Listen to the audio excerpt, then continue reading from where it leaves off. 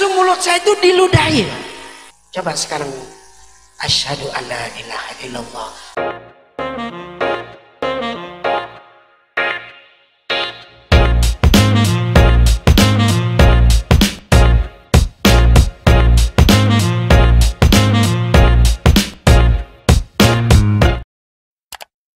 Shalom, salam hikmah, tetap jadi berkat teman-teman. Bagaimana kabarmu? Saya berharap kamu semua dalam keadaan yang baik dan sehat. Teman-teman semua, saya banyak melihat di akun-akun YouTube, mungkin ya mualaf center seperti itu, Agustan, yang seringkali mencantumkan di dalam video-videonya, kalau ada pemurtatan, hubungi kami. Kalau ada kristenisasi, hubungi kami. Nah, jadi seolah-olah mereka seperti bersuara untuk mencegah adanya kristenisasi atau yang mereka anggap pemurtatan. Tetapi ya mereka tidak mengaca. Acap kali mereka juga memurtadkan atau memualafkan anak kecil. Contoh seperti yang dilakukan oleh Hani Kristanto waktu yang lalu. Nah, teman-teman sekalian, ada satu cerita yang menurut saya lumayan seru ya.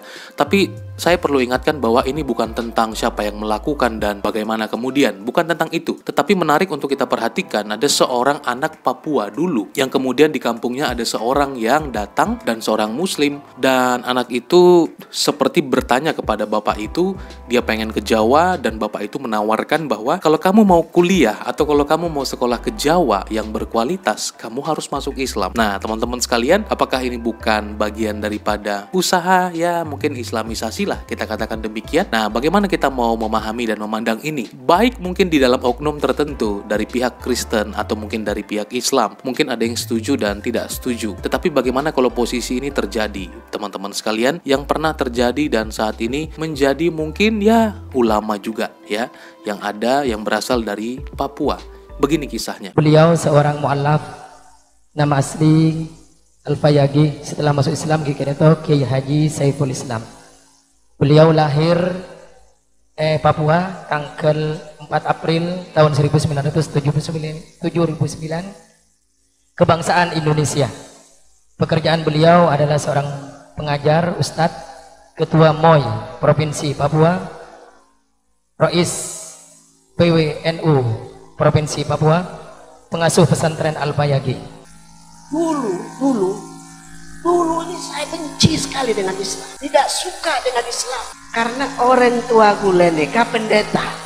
Oh, ini ka pendeta bu, kiainya orang Kristen.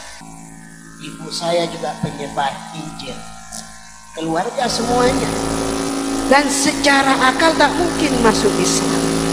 Sangat daerah yang sangat tidak mungkin Islam bisa berkembang. Dari Wamena bulan nikah ketemu, ceritanya ketemu sama orang Probolinggo Elakodisa, namanya Haji Baharudin. Saya bertanya, mengadu kepada Pak Haji Baharudin, Pak Haji, saya ini ingin sekolah ke Jawa. Di sini gurunya kadang ada, kadang tidak ada. Fasilitasnya kurang lengkap. Saya ingin sekolah lagi. Bagaimana caranya? Pak Haji Baharudin tuh keling-keling begini. Bisa kamu sekolah ke Jawa, cuman harus masuk Islam. Oh, nggak bisa Pak. Nggak bisa Pak. Ini masalah agama. Ini masalah akidah. Tak bisa Pak Haji. Apa ada syarat yang lain? Oh, sombong, gak ada katanya. Gak ada syarat yang lain. Kamu harus masuk Islam. Kalau kamu ingin sekolah ke Jawa, syaratnya kamu masuk Islam. Saya tanya lagi, kenapa harus Islam? Iya, kalau di Probolinggo, di Jawa itu tidak ada. Di kampung saya itu nggak ada orang Kristen, semua Islam. Jadi Pak Haji ini cerdas juga Bapak Ibu. Di rumah di kampungnya nggak ada orang Islam, tapi di sekitarnya banyak Kristennya. Jadi mau balik ini harus umat Islam ini harus cerdas, biar Islam berkembang terus. Besoknya saya menghadap, Pak, saya mau masuk Islam. Langsung, benar kan? Nangis, peluk saya. Betul kamu mau masuk Islam? Nah, betul kamu mau masuk Islam? Betul ayah. Betul Pak Haji, dari hati nurani saya mau masuk Islam, memeluk Islam, ingin sekolah ke Jawa. Kiai Fawaid bilang kamu harus baca syahadat karena kamu mau masuk Islam. Orang masuk Islam harus baca 2 kalimat karena itu keimanan kita. Baca syahadat tidak bisa-bisa. Asyhadu an la ilaha illallah, asyhadu anna Muhammadan Rasulullah. Ayo ikut. Asyhadu an la ilaha illallah. Sampai tidak bisa. Akhirnya kiai ini bingung.